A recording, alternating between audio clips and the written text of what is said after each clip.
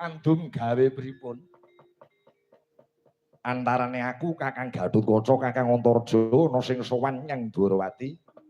Sijine sowan nyang Mandura ana ngarsane Siwa Baladewa. Nggih, monggo bakunipun sakwetahipun kula pasrahaken dhateng Dara Antasena. Kang Mas Gatotkaca, Dimas Antasena piye? Andum gawe aku kudu sowan menyang endi? Apa aku kudu nyang Dwarawati? Ngono ya prayoga. Aku tak sowan nyang Dwarawati lawan Kang Mas Gatotkaca. Lah aku sowan nyang ndi, Dimas? Kakang Antarja tak bagi sowan ratu sing kereng-kereng, ratu sing galak. Sowan nyang Mandura. Waduh. Cilaka. Mongko kene Mandura ki adoh.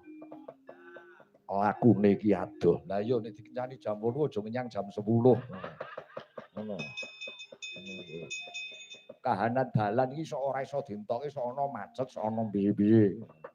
Ngono kuwi. Budal dina iki upama mundur rong jam ngono piye.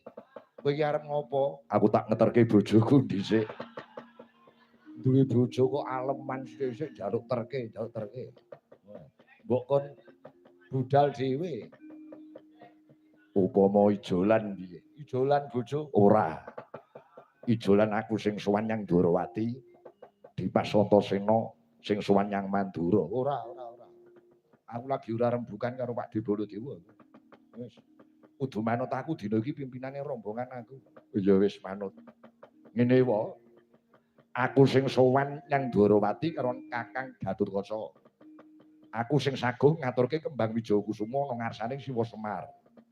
Ewa dhewe Kang Mas Antarja dheweke sing sowan nyang Mandura ngampil senjata nenggala.